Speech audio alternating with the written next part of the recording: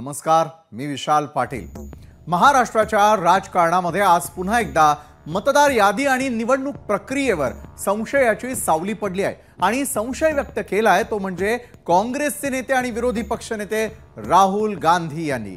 मुख्यमंत्री देवेंद्र फडणवीस यांच्या नागपूर दक्षिण पश्चिम मतदारसंघातील मतदार यादीमध्ये मोठ्या प्रमाणावर वाढ झाल्याचा तसंच मतदान प्रक्रियेमध्ये गडबड झाल्याचा गंभीर आरोप राहुल गांधींनी केला। सोबतच त्यांनी निवडणूक आयोगाकडे मशीन रीडेबल मतदार यादी आणि सीसीटीव्ही फुटेज त्वरित प्रसिद्ध करण्याची मागणी देखील केली। राहुल गांधींनी केलेल्या या आरोपांमुळे महाराष्ट्राच्या निवडणूक प्रक्रियेच्या पारदर्शकतेचा प्रश्न पुन्हा एकदा ऐरणीवरती आलाय। दरम्यान राहुल गांधींच्या आरोपांनंतर मुख्यमंत्री फडणवीसांनीही त्यांना जोरदार टोला लगावलाय।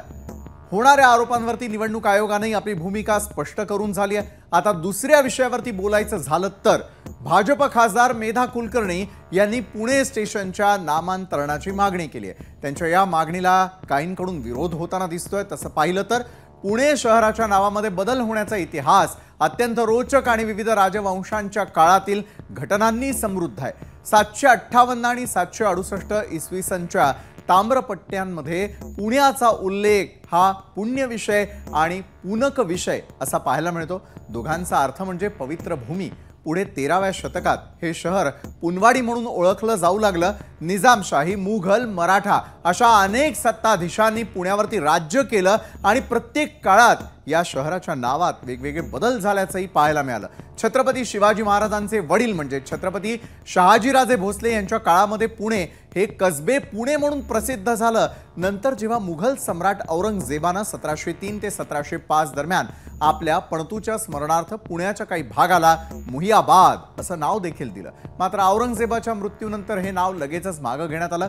मग ब्रिटिश राजवटीत 1857च्या काळामध्ये पुण्याचं इंग्रजीकरण करून पुना असं नाव ठेवण्यात आलं। मग जेव्हा भारत स्वतंत्र झाला तेव्हा 1978 मध्ये शहराचं नाव पुणे असं करण्यात आलं। मात्र आता पुन्हा एकदा पुण्याच्या नामांतरणाची मागणी जोर धरताना दिसते। याच दोन महत्त्वाच्या विषयांवरती आज आपण चर्चा करणार आहोत आजच्या न्यूज प्लॅनेटमध्ये।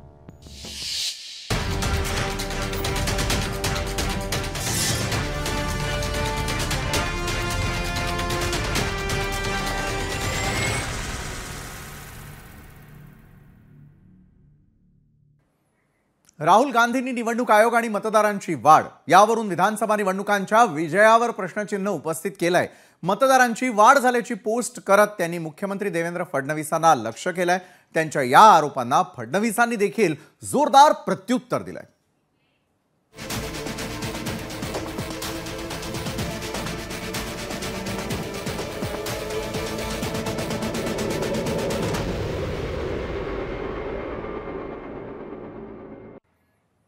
राज्यातलं राजकारण पुन्हा एकदा तापलंय। लोकसभेचे विरोधी पक्षनेते राहुल गांधी यांनी काही दिवसांआधीच नोव्हेंबर 2024 मध्ये पार पडलेल्या महाराष्ट्र विधानसभा निवडणुकीवरती थेट प्रश्नचिन्ह उपस्थित केलं आणि या संदर्भात त्यांनी एका दैनिकात लेख लिहून निवडणूक प्रक्रियेमधील अपारदर्शकतेवरती बोट ठेवलं। आता त्यांनी पुन्हा एकदा मुख्यमंत्री देवेंद्र फडणवीस यांना थेट लक्ष्य केलेलं आहे। मुख्यमंत्री फडणवीसांच्या नागपूर दक्षिण पश्चिम या मतदारसंघामध्ये अवघ्या 5 महिन्यात लोकसभा आणि विधानसभेदरम्यान 8% मतदारांची वाढ झाली असल्याची पोस्ट राहुल गांधींनी केली आहे। यावेळी त्यांनी निवडणूक आयोगावरती आणि निवडणूक आयोगाच्या मौनावरही प्रश्नचिन्ह उपस्थित केलंय।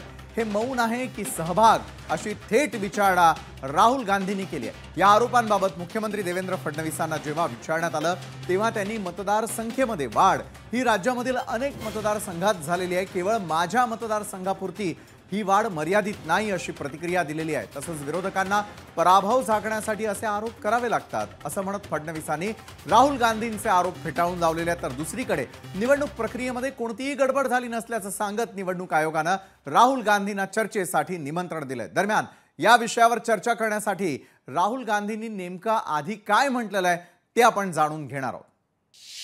तर राहुल गांधी नेमकं काय म्हणतात त्यावरती आपण एक नजर टाकूयात। राहुल गांधींचा आरोप काय तर फडणवीसांच्या मतदारसंघामध्ये केवळ 5 महिन्यामध्ये 8% वाढ झाली। काही बूथवरती तर ती 20 ते 50% इतकी वाढ झाल्याचं देखील ते म्हणतात। तर 29,219 नवे मतदार आणि हजारो मतदारांचे पत्ते हे मात्र अप्रमाणित असल्याचं त्यांचं म्हणणं आहे। तर BLOSनं अज्ञात व्यक्तींच्या मतदानाची तक्रार केल्याचं देखील त्यांचं म्हणणं आहे।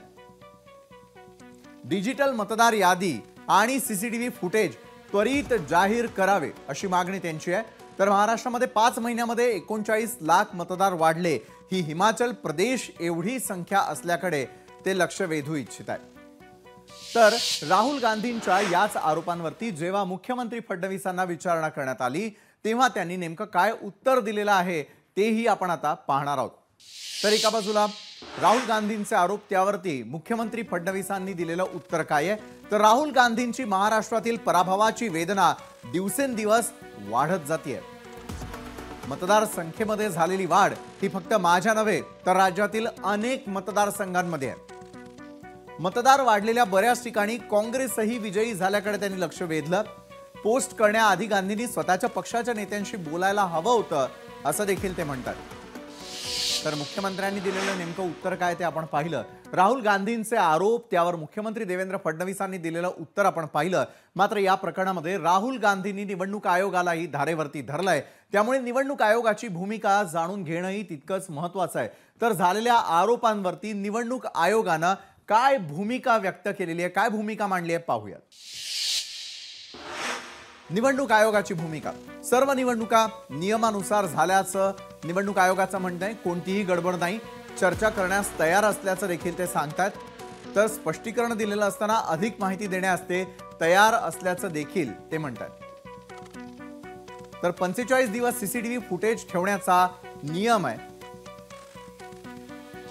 तर निवडणूक आयोगानं देखील आपली भूमिका स्पष्ट केलेली आहे. आता निवडणूक आयोगानं चर्चेमध्ये निमंत्रण दिल्यामुळे राहुल गांधी हे चर्चेसाठी जाणार की नाही हे आगामी काळ ठरवेलच. मात्र याच महत्त्वाच्या विषयावरती अधिक चर्चा करण्यासाठी आज आपल्या सोबत आहेत भाजपचे आमदार परिणय फुके, काँग्रेसचे प्रवक्ते हनुमंत पवार, राजकीय अभ्यासक अमोल पुसतकर आणि ज्येष्ठ पत्रकार अतुल पेटकरही आपल्यासोबत या चर्चासत्रामध्ये जोडले गेलेले आहेत. चारही मान्यवरांचं मी स्वागत करतो. मात्र थेट आजच्या या चर्चेकडे आपण काँग्रेसपासून सुरुवात करणार आहोत. हनुमंत पवार, काँग्रेसला नेहमी सातत्यानं का वाटतं राहुल गांधींचे आरोप आणि आता थेटपणे रडारवरती मुख्यमंत्र्यांचा मतदारसंघ, तोही 8 महिन्यांनंतर का? नोव्हेंबर महिन्यामध्ये निकाल लागला. त्यानंतर डिसेंबरच्या पहिल्या आठवड्यापासून अखिल भारतीय काँग्रेस कमिटी, महाराष्ट्र प्रदेश काँग्रेस, आमचे जागोजागचे उमेदवार आणि राहुलजी गांधी हे प्रश्न उपस्थित करत आहेत. ते 8 महिन्यानंतर आता बोलतायत असं बिलकुल नाहीये. कृपया दुरुस्ती करा. नाही, मी फक्त म्हणतोय मुख्यमंत्र्यांचा मतदारसंघ आता टार्गेट का? आपला प्रश्न मला कळतो की गेल्या 8 महिन्यांपासून आपण आकडेवारी दाखवता आणि निवडणूक आयोगावरती देखील अनेक प्रश्न उपस्थित केले. बोलू शकता हनुमंत पवार. जी, एक साधा आहे की 8 महिन्याच्या या सगळ्या कालावधीमध्ये जे प्रश्न उपस्थित केले गेले त्याच्यावर डिसेंबरच्या पहिल्या आठवड्यापासून काँग्रेस कमिटी देश पातळीवर केंद्रीय आमच्या सगळ्या नेत्यांचं एक मंडळ केंद्रीय निवडणूक आयोगाला भेटून आलं. त्यांनी दिलेल्या उत्तरामध्ये आमचे प्रश्न आणि त्यांचं उत्तर याचा काहीही सुतराम संबंध नव्हता. तिथपासून डिसेंबर महिन्याच्या पहिल्या आमच्या शिष्टमंडळापासून उच्च न्यायालयामध्ये याचिका आहेत, हायकोर्टामध्ये याचिका आहेत, संसदेमध्ये आम्ही याच्यावर आवाज उठवलेला आहे, रस्त्यावर अख्खा काँग्रेस पक्ष आम्ही महाराष्ट्रामध्ये उतरलेले आहोत आणि महाराष्ट्राच्या निवडणूक आयोगालाही आम्ही काही एक आकडेवारी मागतोय. ती आकडेवारी हवेतली आकडेवारी नाही, ती आकडेवारी भाषणबाजी नाही. आम्ही वस्तुनिष्ठपणे 112 विधानसभा मतदारसंघामध्ये आमचे आक्षेप काय आहेत हे आम्ही लेखी दिलेला आहे. एक दुसरा मुद्दा असा आहे की निवडणूक आयोगाच्या निपक्षपातीपणाबद्दल आणि लोकशाहीच्या मजबूतीसाठी आम्ही काही प्रश्न उपस्थित करतोय. त्याचा राजकीय पक्ष, भारतीय जनता पक्ष, काँग्रेस याच्या पलीकडे लोकशाहीच्या बळकटीकरणासाठी विचार व्हायला हवा. आता याच्यामध्ये लोकशाहीचं काय बळकटीकरण आहे की तुम्ही सुप्रीम कोर्टाचे जे सरन्यायाधीश आहेत त्यांना निवडणूक आयुक्ताच्या नेमणुकीतून बाहेर काढता, याच्यावर कोणी बोलायला तयार नाही. त्याच्यानंतर 45 दिवसाच्या आत तुम्ही सीसीटीव्ही फुटेज नाहीसं करण्याचा कायदा करून निवडणूक आयोग त्याची घाई का करते? किमान 5 वर्ष तरी तुम्हाला निवडणुकीचे पुरावे राहू दे ना. ते कुणी मागितले नाही मागितले हा नंतरचा मुद्दा, पण ही घाई का? आणि त्याच्यानंतर निवडणूक प्रक्रियेमध्ये जे काही आम्हाला संदिग्धता वाटतायत त्या आम्ही पुराव्यानिशी मांडल्या. माझ्याकडे आता नागपूर मधल्या मतदारसंघातली मतदार यादीची पानं आहेत. एका नंबरवर 7, 65, 70 मतदान नोंदवलं गेलेलं आहे. BLOचा कायदा आहे की एखाद्या माणसाचं मतदान जर मतदार यादीमध्ये नोंदवायचं असेल तर BLOचा फिजिकल व्हिजिट ही बंधनकारक आहे. आम्ही म्हणतो की फिजिकल व्हिजिट केलेले BLOचे रिपोर्ट दाखवा. याच्यासाठी देवेंद्रजी फडणवीसांनी भाजपानं बोलण्याचं कारण काय? उलट भारतीय जनता पक्षानं पुढाकार घेतला पाहिजे की काँग्रेस आमच्या विजयावर प्रश्नचिन्ह उपस्थित करतात, तर बीएलओचे रिपोर्टचे व्हिजिटचे रिपोर्ट त्यांना दाखवा. साधं म्हणणं आहे आमचं की सीसीटीव्ही फुटेज दाखवा. नाहीत दाखवत. आम्ही सांगितलं की 76 लाख मतदान वाढलेलं आहे, त्याचा जो 17A फॉर्म आहे, मतदान केंद्रामध्ये इथं बसलेली सगळी राजकीय पक्षाशी संबंधित माणसं आहेत. निवडणूक प्रक्रिया आपल्या सगळ्याला माहित आहे. मतदान केंद्रामध्ये एखाद्या मतदाराचा प्रवेश झाल्यानंतर त्याचा अनुक्रमांक किती आहे, त्यानं कितव्या अनुक्रमांकावर मतदान केलं, त्याचा आयडी प्रूफ काय आहे, त्याचा त्या मतदारसंघातला ऍड्रेस काय आहे आणि त्याची स्वाक्षरी असते. हे सगळं एका वहीमध्ये नोंदवलेलं असतं. ती वही सार्वजनिक करा म्हणून आमचा उमेदवार नागपूरचा प्रफुल्ल गुर्दे हे जानेवारी महिन्यामध्ये न्यायालयात गेले. डिसेंबर महिन्याच्या पहिल्या आठवड्यात निवडणूक आयोगाला विनंती केली आणि आज जून जुलै आला तरी निवडणूक आयोगाला देवेंद्रजींनी उत्तर द्यायची वाट बघावी लागते. तर आमचं साधं म्हणणं आहे की आम्ही घेतलेल्या आक्षेपाला कागदावर तुम्ही उत्तर द्यावं. तुम्ही कागदावरती आपल्याला उत्तर अपेक्षित आहे, मात्र दुसरीकडे माध्यमांसमोर येऊनच हा प्रश्नही उपस्थित झालेला आहे आणि दुसरीकडे त्या संदर्भातलं स्पष्टीकरण मुख्यमंत्र्यांना द्यावं लागलेलं आहे. परिणय फुकेजी, मी आपल्याकडे येईल. मुख्यमंत्र्यांच्या मतदारसंघामध्ये झालेली वाढ यावरती आक्षेप, निवडणूक आयोग अद्यापपर्यंत काँग्रेसच्या प्रश्नांना उत्तर देत नाहीये. एकंदरीतच या संपूर्ण प्रक्रियेवरती प्रश्नचिन्ह उपस्थित करणारी टीका टिप्पणी आम्हाला सगळ्यांनाच ऐकायला मिळते. परिणय फुके, भाजपचं यावरती काय म्हणणं आहे? मुख्यमंत्र्यांनी तर स्पष्टीकरण दिलंय, मात्र संपूर्ण निवडणूक प्रक्रियेवरती प्रश्नचिन्ह उपस्थित राहतं या सगळ्या दाव्या प्रतिदाव्यांमुळे.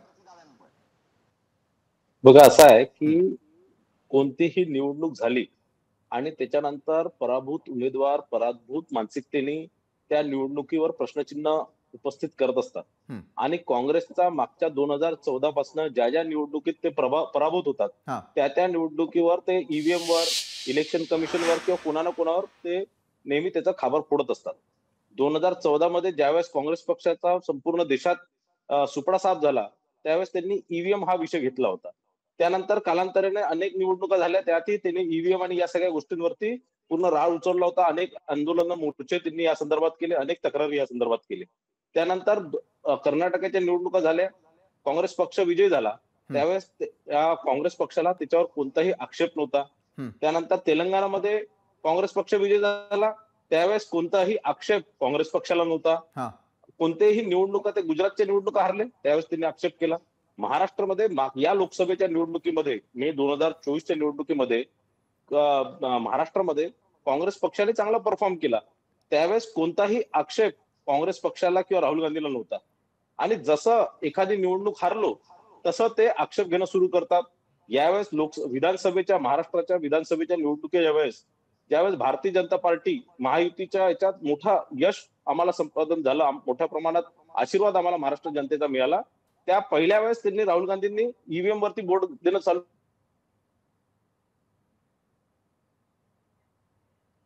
तांत्रिक अडचणीमुळे आता आपल्यापर्यंत आवाज यावेळेला परिणय फुके यांचा पोहोचत नाहीये. पुन्हा एकदा आपण त्यांच्याशी संपर्क साधूयात. मात्र राजकीय अभ्यासक अमोल पुसतकर आपल्या सोबत आहेत.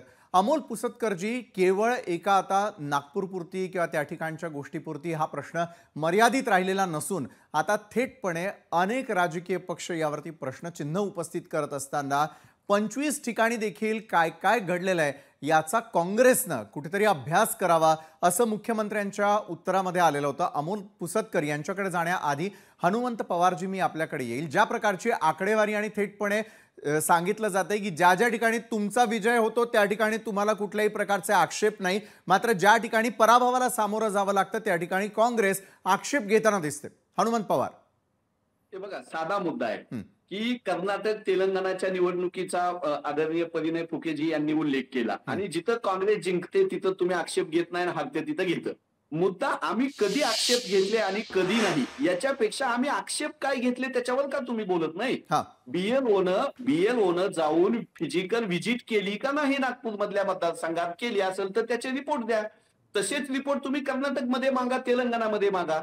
जिथं मतदान झालं त्या मतदान केंद्रावरचा 17A फॉर्म हा सार्वजनिक केला जावा, आम्हालाही दिला जावा. कर्नाटकामध्ये मागा तुम्ही. आमचे जिथं 25 उमेदवार जिंकले असा तुमचा दावा आहे तिथे तुम्ही मागा. आमचा काही आक्षेप नाही त्याला. आम्ही असं म्हणणार नाही की भारतीय जनता पक्ष ही माहितीच का मागवतो. आम्ही जी माहिती मागवतो त्याच्यावर तुम्ही काही बोलत नाही.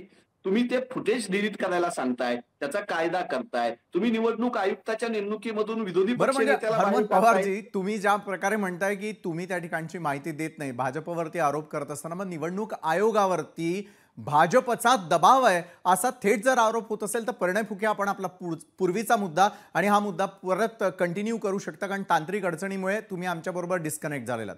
परिणयजी. नाही, बघा असं आहे की हे आरोप कोणतीही निवडणूक झाली हा. त्यानंतर काँग्रेस पक्ष आरोप करत असतं आणि याच्याकरता निवडणूक आयोग सक्षम आहे यांची उत्तर देण्याकरता. मागेही निवडणूक आयोगाने ज्या प्रकारे आरोप केले त्यानंतर निवडणूक आयोगाने थेट त्यांना चर्चा करण्याकरता बोलवलं, हे कुठेही गेले नाही. आताही परत निवडणूक आयोगाने काँग्रेस पक्षाचे नेते राहुल गांधी आणि काँग्रेस पक्षाचे जे जे लोक आरोप करतात त्या लोकांना चर्चा करण्याकरता बोलवले, पुरावे सादर करण्याकरता बोलवले आणि हे त्यावेळेस निवडणूक आयोग ज्यावेळेस बोलवतो त्यावेळेस हे जात नाही. कुठेतरी महिनाभरानंतर यांना जाग येते, त्यानंतर हे काहीतरी ट्विट करतात, परत ते विसरून जातात. आज दिवसभर या संदर्भातली चर्चा होणार, 2 दिवसानंतर राहुल गांधी हा विषय विसरून जाणार आणि परत महिन्याभरानंतर परत आणखी कोणत्या तरी एखाद्या मतदारसंघावर ते टीका करतील. माझा या माध्यमातून जे आरोप आहे आणि हनुमंतजी फार जबाबदार काँग्रेस पक्षाचे कार्यकर्ते आहेत, नेते आहेत, माझं त्यांना हेच म्हणणं आहे की तुम्ही आमच्यावर आरोप करणं किंवा भारतीय जनता पार्टीचं उत्तर देण्यापेक्षा तुम्ही निवडणूक आयोगाने तुम्हाला चर्चेकरता बोलवलेलं आहे, निवडणूक आयोगाने तुम्हाला पुरावे मागितले, तुम्ही त्यांना पुरावे सादर करा. बीओलो तिथे काय गेला नाही ते तांत्रिक त्यांचा विषय आहे, तो काय आमचे भाजप म्हणून आम्ही त्याचं उत्तर कसं देणार आहे. आणि मला एक सांगा, मे 2024 मध्ये लोकसभेच्या निवडणुका झाल्या, नोव्हेंबर 2024 मध्ये विधानसभेच्या निवडणुका झाल्या. या 6 महिन्यात अनेक मतदान आपण सुरू होतं, म्हणजे नोंदणी सुरू होती, वोटर लिस्टमध्ये ऍडिशन सुरू होतं आणि त्यावेळेस जर यांना जर असं काही वाटलं त्यावेळेस यांनी काय ऑब्जेक्शन घेतलं नाही. दुसरं, मतदान करत असताना काँग्रेस पक्षाचेही तिथे एजंट असतात, प्रत्येक बूथवरती प्रत्येक मतदान केंद्रावरती काँग्रेस पक्षाचे एजंट असतात, त्यावेळेस या लोकांनी काय ऑब्जेक्शन घेतलं नाही. आणि आज निवडणूक हारल्यानंतर यांनी ऑब्जेक्शन घेणं सुरू केलं, म्हणजे हा रडीचा डाव आहे असा माझा आरोप आहे. बरं, रडीचा डाव आहे का? आणि दुसरीकडे चर्चेसाठी निमंत्रण दिल्यानंतर राहुल गांधी हे आव्हान स्वीकारून त्या ठिकाणी चर्चेसाठी जाणार का? या मुद्द्याकडे जाण्याआधी मला अमोल पुसतकर आपल्याला विचारायचं की न्यूज लॉन्ड्रीचा दाखला देत राहुल गांधींनी हे आरोप केलेली न्यूज लॉन्ड्रीच्या आकडेवारीमध्ये आणि दाव्यांमध्ये कुठून ही आकडेवारी, तिचा आकडा जाहीर करण्यात आला असावा असं आपल्याला वाटतं? दुसरीकडे केवळ आता हा जो प्रश्न आहे मुख्यमंत्र्यांच्या मतदारसंघापुरती मर्यादित न राहता एकंदरीतच निवडणूक प्रक्रियेवरती संशय व्यक्त करणारा झाल्याचं देखील पाहायला मिळतं, कारण ज्यावेळेला राहुल गांधी बोलतात त्यावेळेला संपूर्ण राष्ट्रीय राजकारण आणि त्यात झालेल्या निवडणुका याकडे लक्ष वेधलं जातं. अमोलजी. माझं याच्यावर राहुल गांधींना आणि सर्वच राजकीय पक्षांच्या नेत्यांना माझं असं म्हणणं आहे की देशामध्ये असो की महाराष्ट्रामध्ये असो की फडणवीसांच्या मतदारसंघामध्ये असो, जर मतदारांची संख्या वाढत आहे तर त्यांनी जर पॉझिटिव्हली विचार केला तर ते असंही म्हणू शकतात की हे वाढलेले सगळे मतदार काँग्रेसचेच आहेत, ते असाही विचार करू शकतात. आणि त्यांना जर असं वाटत असेल की वाढलेले सगळे मतदार हे भाजपचे आहे तर मग हा त्या मानसिकतेचा किंवा वैचारिक गोष्टींचा पॉइंट आहे असं मला वाटतं. विषय असा आहे की 1947 नंतर जेव्हा केव्हा निवडणूक आयोगाची स्थापना झाली तेव्हापासून आतापर्यंत जेव्हा काँग्रेसचं राज्य होतं तर त्यावेळेला निवडणूक आयोगाच्या निष्पक्षपणाबद्दल कोणीही प्रश्न उपस्थित केले नाही. त्याही वेळेला अनेक वेळा मतदार वाढले घटले पण त्यावेळेला कोणी हे प्रश्न उपस्थित केले नाही. त्यामुळे आपण लोकशाहीला बळकट करण्यावर भर दिला पाहिजे. म्हणजे तुम्ही निवडणूक आयोगावर किंवा भाजपावर प्रश्नचिन्ह उपस्थित करू शकता, पण भाजप हा तुमचा विरोधी पक्ष आहे, भाजप तुमचा अपोनंट आहे.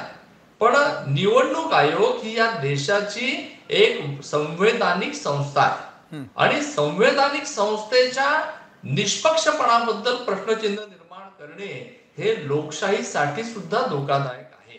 मला असं वाटतं की 45 दिवस सीसीटीव्ही फुटेज तो डाटा पाहिजे किंवा जे काही त्यांना पाहिजे आहे, निवडणुका झाल्याबरोबर लागलीच जर त्यांनी हे नोंदवले असेल निवडणूक आयोगाने त्यांना ते दिले पण असते. विरोधी पक्ष किंवा विरोधी पक्षातल्या लोकांनी एका सुदृढ लोकशाहीसाठी काम करण्याची बरोबर. आणि सुदृढ लोकशाहीच्या दृष्टीने येत्या काळातील स्थानिक स्वराज्य संस्थांच्या निवडणुकांआधी उपस्थित झालेले हे प्रश्न आणि एकमेकांवरचे वार पलटवार या अनुषंगाने पुन्हा एकदा चर्चा करूयात. हनुमंत पवारजी एका बाजूला याद्या समोर आणत असताना त्या याद्यांमध्ये अनेकांची नावं एकाच मोबाईल नंबरवरती असल्याचा काँग्रेसचा दावा आहे, तर दुसरीकडे मात्र आता ज्यावेळेला निवडणूक आयोगानं पुन्हा एकदा चर्चेसाठीचं आव्हान दिलेलं आहे किंवा आवाहन केलं असं आपण समजूयात, राहुल गांधी आणि काँग्रेसचे नेते त्यासाठी तयार आहेत का? परिणय फुके जसं म्हणालेत की अनेक वेळेला बोलवून देखील आपण स्वतः त्या ठिकाणी जात नसल्याचा भाजपचा दावा आहे. हनुमंत पवार, असं कधीही झालेलं नाही की निवडणूक आयोगानं बोलावलं आणि आम्ही गेलेलो नाही. बर, आता राहुलजींना निवडणूक आयोगानं बोलावले हे आज राहुलजींनी ज्यावेळेस देवेंद्रजींच्या मतदारसंघावर आक्षेप घेतले बर. त्यावेळेस ही लोक सांगतायत. काहीच हरकत नाही. काँग्रेस पक्ष निवडणूक आयोगाकडे शिष्टमंडळ घेऊ गेलाय. आम्ही अनेकदा गेलोय, अजूनही जाऊया. बर. पण निवडणूक आयोग आम्ही जे मागितलं ते देणार आहे की नाही याच्यावरची चर्चा आमची महत्वाची आहे. आता अभ्यासक म्हणून जे विद्वान इथं बसलेले आहेत त्यांनी काँग्रेसच्या काळात असं सांगितलं. मी त्यांच्या विद्वत्तेवर प्रश्न उपस्थित करत नाही, पण साधा मुद्दा आहे की इतक्या वर्षाच्या लोकशाहीच्या निवडणुका त्यांनी बघितलेल्या आहेत, आम्ही बघितलेल्या आहेत. 17A फॉर्म हा माहिती अधिकारामध्ये न मागता सुद्धा तो सार्वत्रिक होता. तो आता निवडणूक आयोग का देत नाही? विद्वान विश्लेषक आणि तटस्थ मंडळांनी हा प्रश्न विचारायचा की नाही विचारायचा? सीसीटीव्ही फुटेज 45 दिवसाच्या आत नष्ट करण्याचा आदेश निवडणूक आयोगानं काढावा. ते पण सुप्रीम हायकोर्टानं चंदीगडच्या सांगितल्यानंतर पण देऊ नये तुम्ही. आणि मग नियम बदलणार, सीसीटीव्ही फुटेज नष्ट करणार. आता मी जी ही यादी दाखवतोय तुमच्या चॅनलला पण मी यादी पाठवली. आमचे तटस्थ बसलेले उदगीरकर मित्र आहेत त्यांना पण तुम्ही ही यादी द्यावी. 2 नंबर आहे त्याच्यावर. 2 नंबरवर मिळून 226 पेक्षा जास्त मतदान नोंदवलेलं आहे. भारताच्या निवडणुकीच्या इतिहासामध्ये असा मतदार कधी नोंदवला का की त्याचा पत्ता कुठे आहे हे BLOला माहित नाही. मतदान करायला आल्यानंतर अनेक BLOनी सांगितलं की अनोळखी लोक मतदान करून गेली. हे जर खोटं असेल तर न्यूज लॉन्ड्रीच्या विरोधात देवेंद्रजींनी दावा दाखल करावा. न्यूज लॉन्ड्रीच्या विरोधात निवडणूक आयोगानं कोर्टामध्ये दावा दाखल करावा. तुम्ही माहिती देणार नाही, माहिती लपवणार आणि परत काँग्रेस पक्ष जे उत्तरं तुम्हाला मागतोय ती सोडून तुम्ही भेटायच्या नियोजनाची पत्र देणार असाल तर दाल में कुछ काला हे असं म्हणायचं. बरं, काँग्रेसला अपेक्षित असलेली उत्तरं निवडणूक आयोग आणि भाजप देणार का? परिणय फुके, निश्चितच ज्या प्रकारचे हे आक्षेप घेत आहे त्यांनी जे प्रश्न विचारले त्यांनी निवडणूक आयोगाकडे त्या विषयाची मागणी जर केली असणार तर निवडणूक आयोग 100% उत्तर देणार. बरं, पण जे उत्तर निवडणूक आयोगाने दिलं किंवा कोणी दुसऱ्या कोणत्याही स्वायत्त संस्थेने दिलं हे त्या लोकांना मान्य राहणार का? यांचं काय आहे की हारल्यानंतर जो रडीचा डाव मी जे तुम्हाला सांगितलं की ते कधी तुम्ही काही उत्तर दिलं तरी हे त्याचं कबुली करणार नाही, मान्य करणार नाही. आधी हे आतापर्यंत 2014 ते 2024 पर्यंत यांचं ज्या इलेक्शन निवडणुका हारत होते त्या ते ईव्हीएमच्या संदर्भात नेहमी आरोप करत होते. आणि आता यावेळेस 2024 पासून आता मला वाटतं पुढचे 10 वर्ष जे निवडणुका हारतील हे इलेक्शन कमिशन, वोटर लिस्ट, मतदार याद्यांमध्ये घोळ, BLO, BLA या संदर्भातले आरोप हे करत राहतील हे मी तुम्हाला स्पष्ट सांगतो. बरोबर आहे. मात्र येत्या काळातल्या निवडणुकांना सामोरं ठेवूनच अशा प्रकारचे आरोप प्रत्यारोप सुरू आहेत का? परिणयजी, काय परत काय एका बाजूला येत्या काळातल्या स्थानिक स्वराज्य संस्थांच्या निवडणुका पाहता असे आरोप प्रत्यारोप सर्वच राजकीय पक्षांना करावे लागणार का? नाही, बघा असं आहे की स्थानिक स्वराज्य संस्थेच्या आता निवडणूक होणार आहे 2-3 महिन्यात. आता राहुल गांधीजी परत म्हणजे इफ यू कांट कन्फ्यूज हा जो सिद्धांत आहे त्या प्रमाणात राहुल गांधी आतापर्यंत चालले. आणि मला या माध्यमातून हनुमंत पवार जी इथे आहेत त्यांनी निश्चितच राहुल गांधी पर्यंत हा संदेश पोहोचवा की या प्रकारचं काही चालणार नाही. 2014 पासून हे या देशाच्या जनतेला कुठेतरी कन्फ्यूज करण्याचा प्रयत्न करत आहे. देशाची जनता फार सुज्ञ आहे, देशाची जनता फार हुशार आहे आणि तुम्ही इतके मूर्ख लोकांना समजू नका की काही तुम्ही लोकांना कन्फ्यूज करण्याचा प्रयत्न करा, लोक कन्फ्यूज होतील. तुम्हाला निवडणूक आयोगावरती जर तुम्हाला काही प्रश्न चिन्ह आहेत तुम्ही निवडणूक आयोगाकडनं ते सगळे मागा, त्याचं स्पष्टीकरण आमच्याकडनं मागू नका. आणि तुम्हाला 100% त्या संदर्भात चर्चा करता मागेही बोलवलं तर तुम्ही गेले नाही. आता तुम्हाला बोलवलं तुम्ही चर्चा करा, त्यांना सगळे तुमच्याकडे जे पुरावे असतील त्यांचा द्या. समाधान नाही झालं तर मग तुम्हाला आणखीन विषयात आणखीन जागा आहे जिथे तुम्ही जाऊ शकता, तुम्ही न्याय मागू शकता. पण कुठेतरी ट्विटरच्या माध्यमातून, कुठेतरी सोशल मीडियाच्या माध्यमातून आरोप करायचे, मीडिया चॅनलवर त्यावर चर्चा घडून घ्यायची आणि कुठेतरी सामान्य जनतेची लोकशाहीवरती कुठेतरी प्रश्नचिन्ह निर्माण करायचं, हे जे राहुल गांधी आणि काँग्रेस पक्षाचा जो नेहमीचा विषय असतो तो कुठेतरी बंद झाला पाहिजे. बरोबर आहे हनुमंत पवार. ज्या प्रकारे आता भाजप एका बाजूला आपल्यावरती देखील आरोप प्रत्यारोप करत आहे, तर दुसरीकडे मात्र तुमच्याकडे असलेले सर्व मार्ग अवलंबून सत्य काय किंवा त्याचा पाठपुरावा काँग्रेस करत राहणार का? हे बघा, साधी गोष्ट आहे. निवडणूक आयोगाची मी अतिशय जबाबदारीने शब्द वापरतो की बदमाशी कशी उघडी पडते बघा.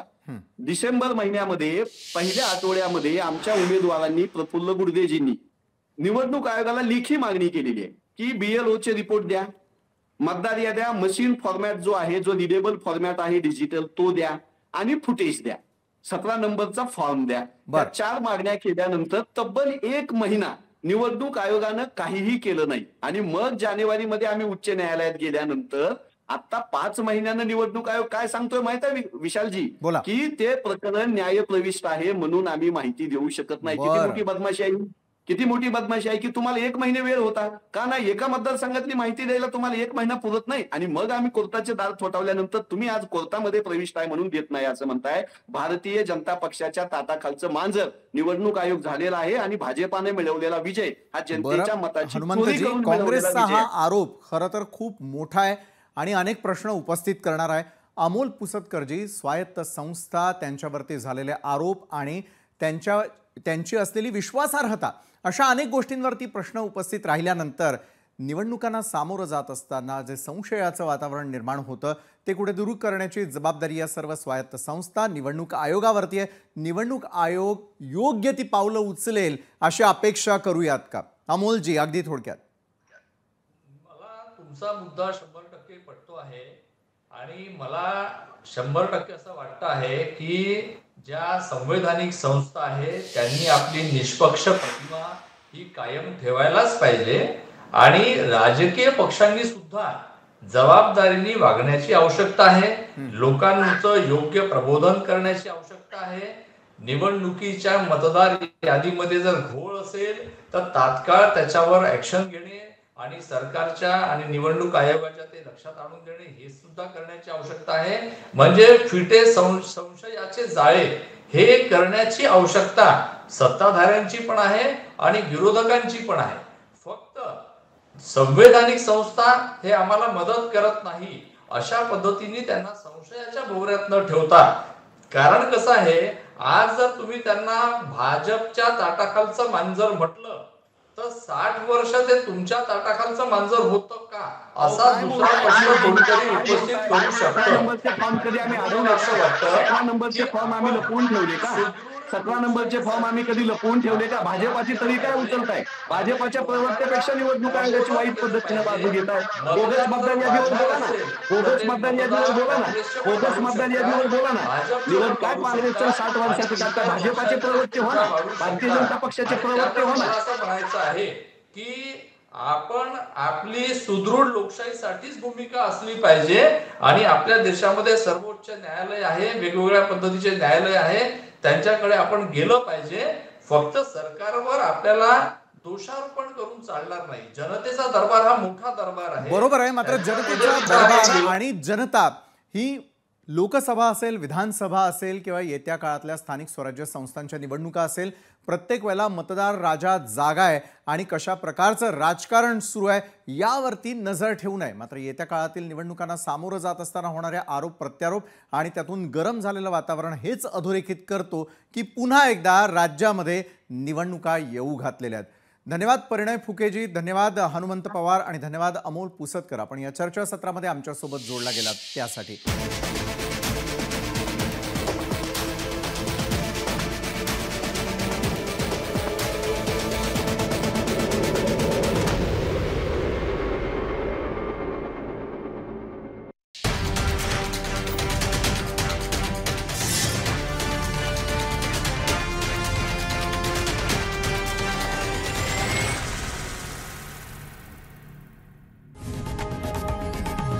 लोकशाही मराठी ऐका, पहा, जागरूक रहा.